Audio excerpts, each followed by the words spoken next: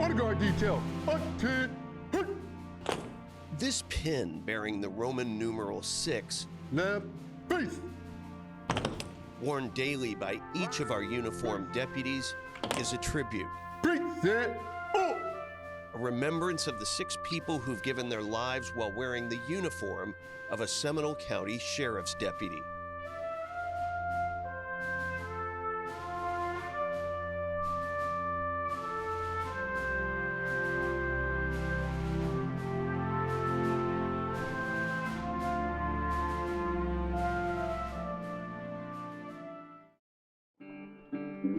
The story begins in 1922, when Seminole County and our sheriff's office were in their first decade of existence. When Cleveland Jacobs chose to be a deputy sheriff, Seminole County was still very much a frontier. He came from one of Chuliota's pioneering families. He was just a good old country boy that decided to go into law enforcement at a young age. Deputies like Cleveland Jacobs and those men that he worked with during that time were really, really tough men. They displayed great bravery. At the time, they didn't have much backup. At around 9 o'clock the morning of September 14th, Jacobs was dispatched to investigate a seemingly routine case, the theft of a pair of pants. The suspect had run away. Jacobs became aware that the suspect had ducked into a home right here off of Park Avenue near these train tracks. But what he didn't know was that the suspect also found a shotgun inside that house. As Jacobs approached the front door, he absorbed the full force blast of that shotgun right in the chest. Jacobs died a short time later. He was 30 years old and left behind his wife and an extended family. It was devastating to the whole community and to the county. The whole Chuliota population plus people in the county turned out for the funeral. The gunman, a drifter named Percy Bayless, was tracked down hiding in this house 4 blocks down Park Avenue. Fearing vigilantes might administer their own justice, he was whisked away to Orlando and eventually jailed in Tampa to await trial. All of it starting with a seemingly routine call. The following year, a jury found Bayless guilty of murder. He was sentenced to death and brought here to the jail in downtown Sanford. On March 30th, 1923, residents gathered on area rooftops to watch the only state execution in county history be carried out in this courtyard behind the jail. The Jacobs family was there to bear witness. The family of the victim could make the hood that went over the person's head before the hanging. And Aunt Sally did that, and she did it by hand. Cleveland Jacobs sacrificed his life for citizens of the new county. In return, nearly a century later, his legacy and his sacrifice are honored year in and year out. He was a hero.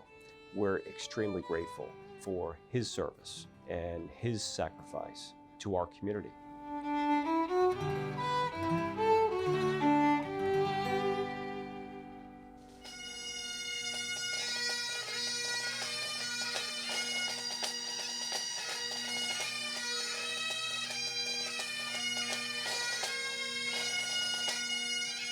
It is tradition for our agency to come together during the month of May to pay tribute to all of those who have made the ultimate sacrifice while walking that thin blue line, protecting our domestic and international freedoms.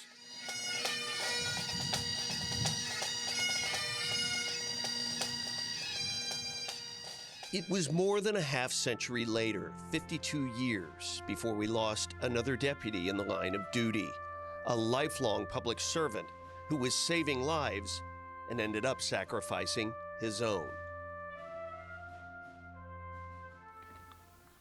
Okay. Marie Moore's old briefcase contains reminders of how the life she was building with her husband, Robert Moore, ended in heroism and ultimately tragedy. What would we be doing if he was alive? What would our future have been when he retired? What would we have done?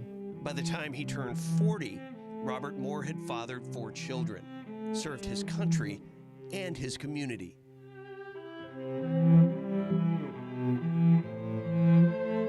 He was remarkable on service.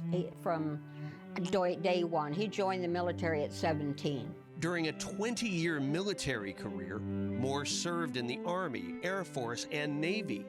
He spent a year as a POW in Korea, survived a knife wound in Vietnam. He kept on going. It was like kind of washed off his back, and let's go do some more. And that's what he did. By 1973, Moore had retired from the military and was sworn in as a Seminole County deputy assigned to corrections.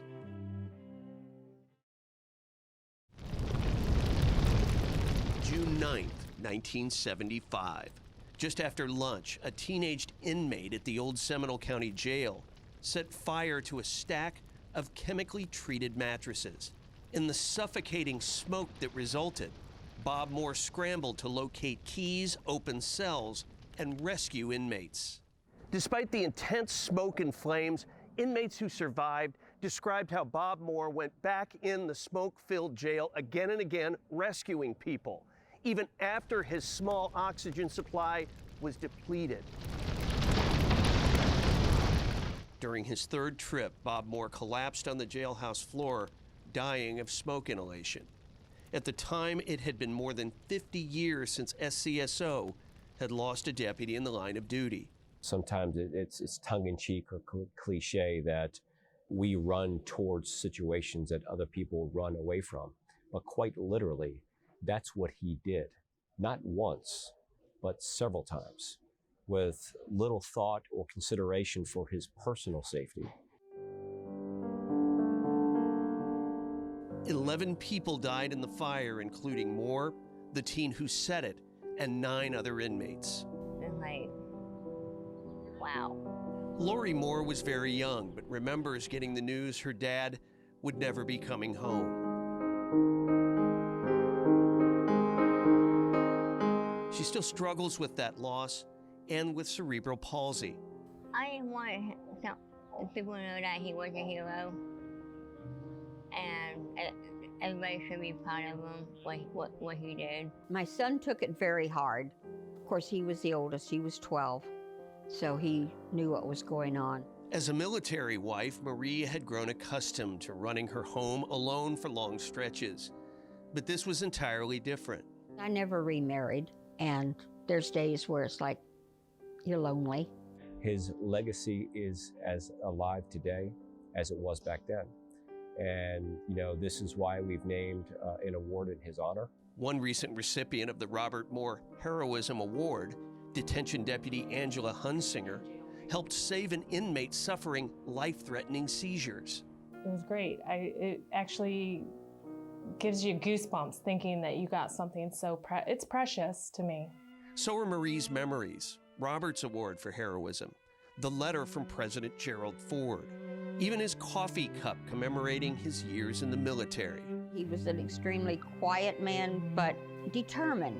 Marie says her husband would have kept going into that smoke-filled jail until everyone was saved, if only he'd had the chance.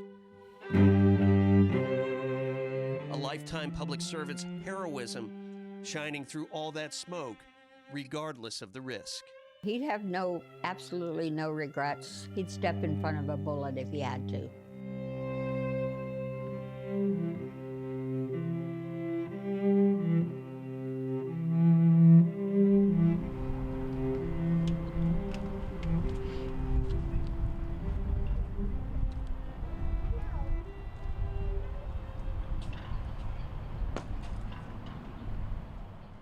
Just 2 years later, a volunteer reserve deputy walked into a deadly ambush. A husband, father, veteran, an NYPD retiree. This is his story.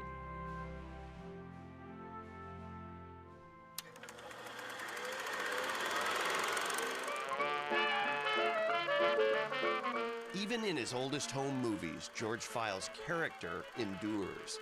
Dedication to family, his 4 children, and Florence, his wife of more than 25 years. Service to his country in snapshots of a young Marine serving in the Pacific Theater. In World War II, part of the so-called greatest generation, who made the world a safer place. Then service to community as a police officer in New York City, where he served for 22 years. Well, he was a people person. He just loved people, and he loved helping people. And that's all I remember him doing my entire life, was helping people. Deputy File, as an example, had served and retired as a New York City police officer. But the service did not end there. In 1973, George File moved his family to Florida to be close to extended family already settled here. That same year, he was sworn in as a reserve deputy in Seminole County. He took it upon himself to volunteer his time to come out and patrol our streets, patrol our neighborhoods, make a difference. He was a man of faith. That was his calling. 4 days after Christmas on December 29, 1977, Deputy File was off duty but still in uniform when he stopped at a Longwood pharmacy at 434 and I-4 to pick up a prescription. He didn't know a group of armed criminals had gone there to steal drugs. The robbery was in progress, and he was ambushed. He was shot as he was opening the door. But he still, even though he was mortally wounded, was still able to pull his weapon and return fire. And he did hit one of the subjects. The 57-year-old father of four, volunteer deputy, was pronounced dead at the scene.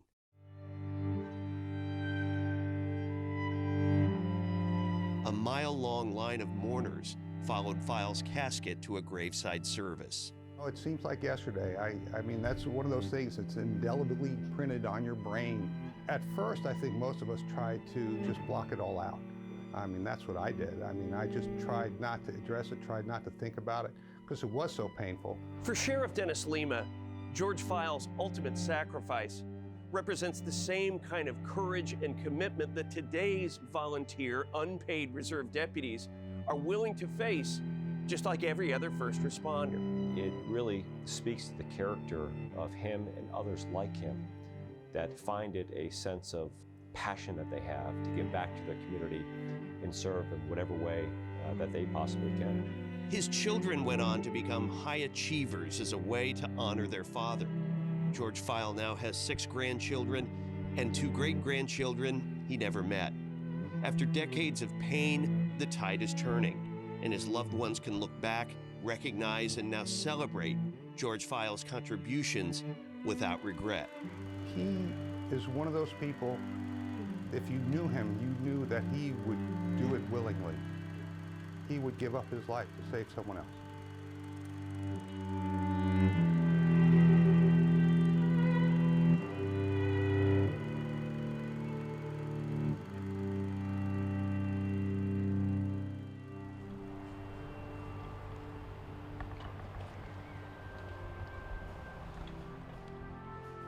For all of us with loved ones that have served, it is always in the back of our minds that any moment, on any day, after our officer leaves for duty, they may not make it home. In 1989, the youngest deputy to sacrifice his life in the line of duty also died in an ambush, but in the process saved the lives of those the suspect had come to harm.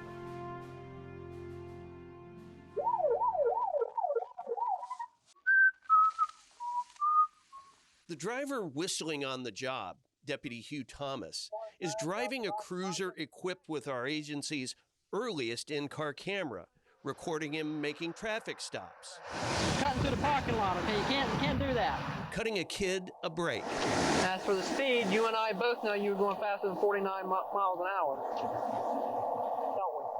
Yes, sure did. Okay. Giving friendly advice. Okay, I suggest you take the car back to him. Tell him it's a piece of junk. You don't want to buy this car. He always wanted to be a police officer. Always. Since he could say the word, he was going to be a cop.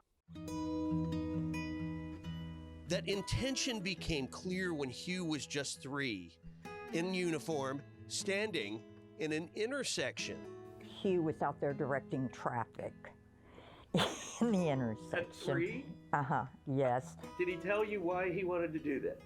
Because he wanted the cars to go the right way.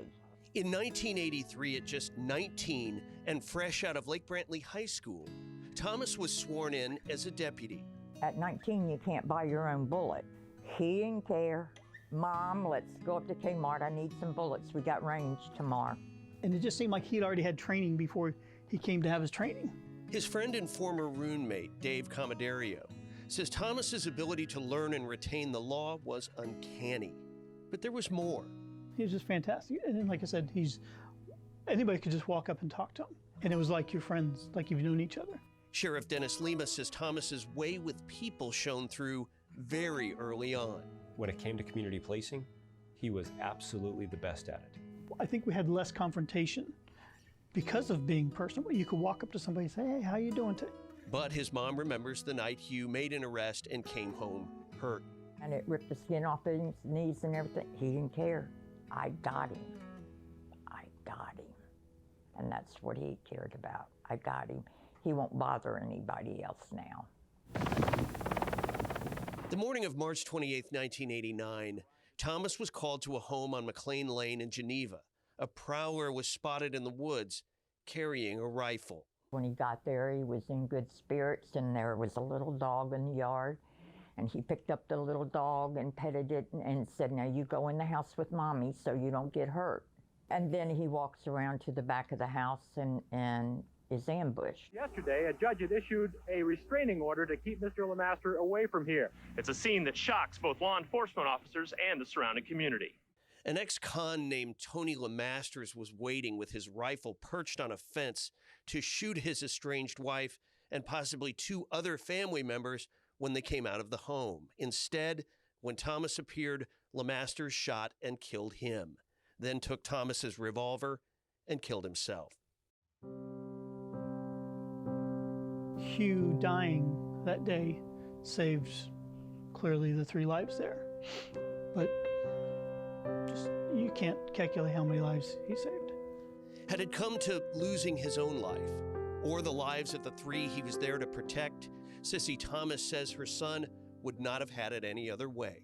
I'm not sure he could have lived with himself or been as good a deputy as he was had it gone in a different direction.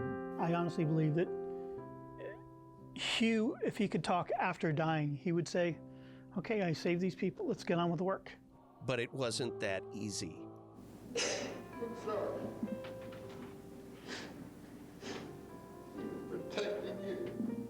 For those who knew him, including Sheriff Johnny Polk, who'd sworn him in 5 years previous, Thomas's loss was shattering and has not faded with time.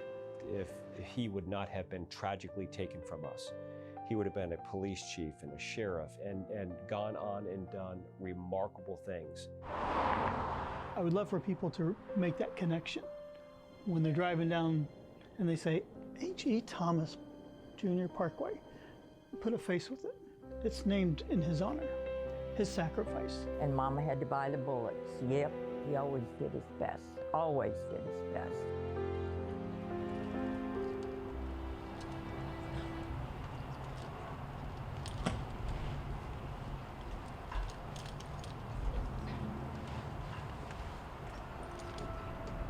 Nine years later, in July 1998, Eugene Gregory, a beloved deputy dedicated to community policing and helping people, was shot and killed by a suspect with a history of mental illness.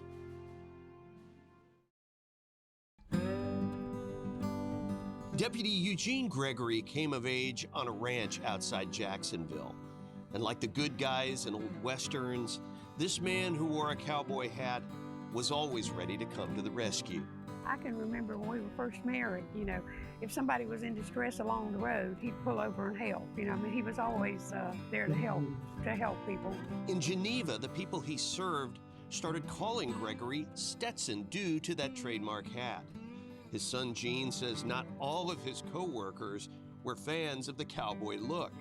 Had a deputy tell my dad one time, if the sheriff starts making all of us wear those stupid hats because you're wearing yours. A disciplinarian at home, Gene Gregory also had a good sense of humor. But according to his son, it wasn't always easy to tell the two apart. He had a dry wit, and it was sometimes hard to tell whether he was joking or whether he was not. And he would have to tell us, I'm not kidding. And we're like, oh, yes, sir. I was fortunate to marry a man who loved the Lord, loved his family, was an excellent husband and father. I was a good example to his boys. On July 8th, 1998, a call came into dispatch from Geneva of a dangerous, unstable man who had just pulled a gun on his landlord. The disturbance escalated. We got a neighbor right here. We have massive gunfire. Yes, sir. I think he's on berserk. Eugene Gregory took the call. Up in around 1943 hours. The call that would be his last. Pull back and set up a perimeter. Pull back and set up a perimeter. Gregory was shot and killed by a suspect with a history of mental illness. Something in him that night had snapped. An angry man with an arsenal would die shooting to the very end.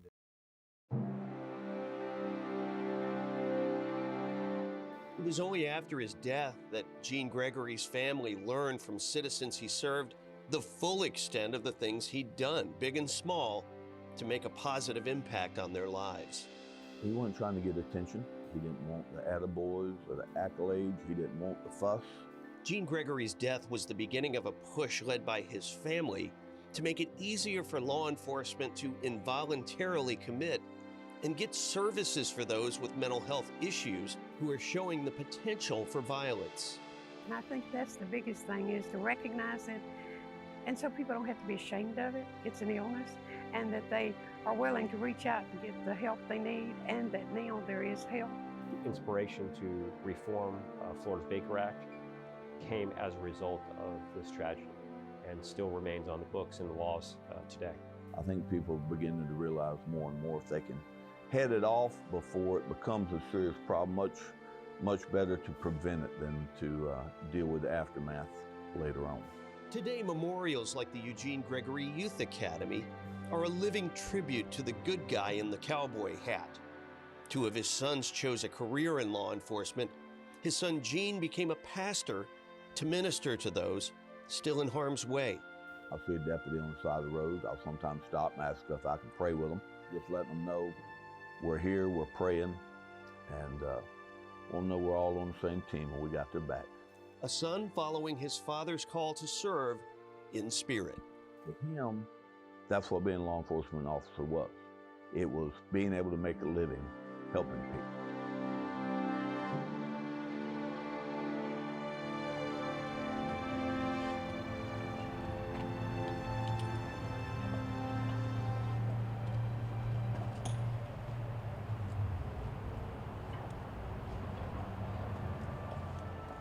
Every single uniformed member of the Seminole County Sheriff's Office wears a Roman numeral number 6 to pay tribute in honor and respect every day when we put this uniform on of those 6 members of the Seminole County Sheriff's Office that have given all. In 2011, Matt Miller became our 6th deputy to sacrifice his life. Matt died while keeping our streets safe, enforcing the law on a motorcycle.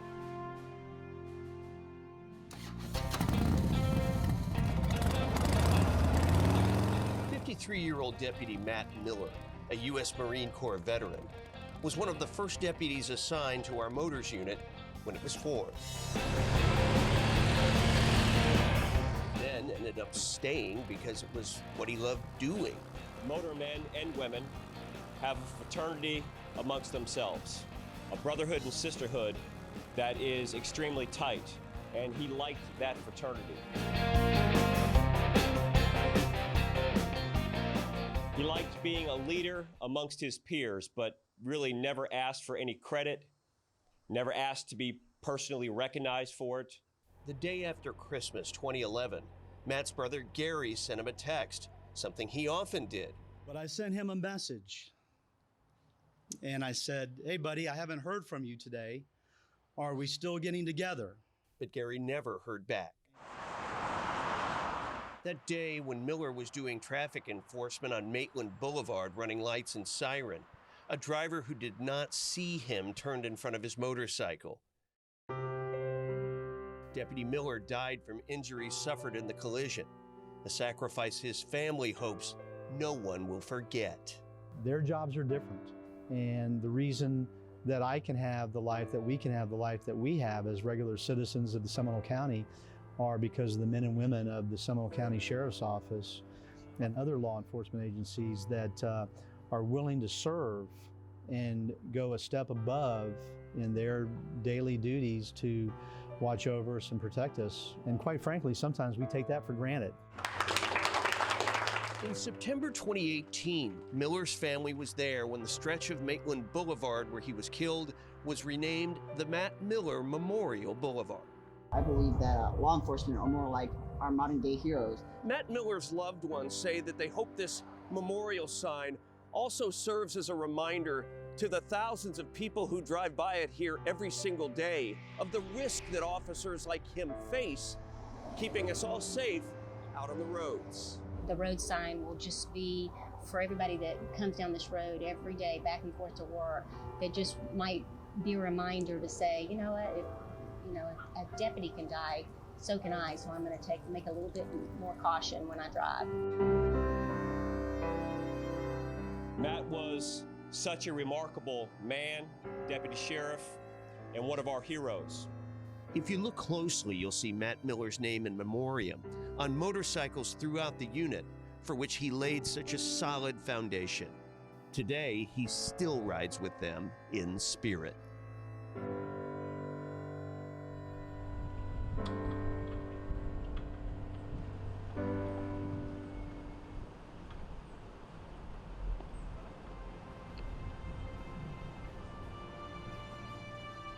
Although all of these men were different, from different backgrounds, they carry out their duties with great distinction. I think that they would all have one thing in common.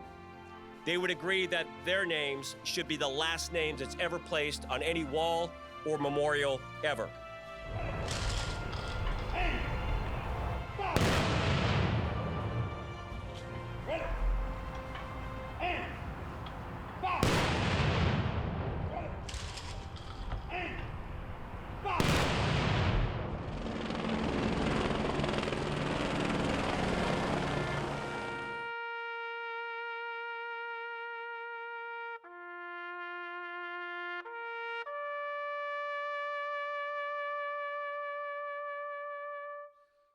These are the 6 sons, brothers, husbands, fathers, and grandfathers who gave their lives protecting our safety and our freedom, spanning a period of 89 years in our agency's history. He was just a good old country boy. He'd have absolutely no regrets. He would give up his life to save someone else. As we honor their service and sacrifice daily, it is our hope and indeed our prayer that this number never goes higher.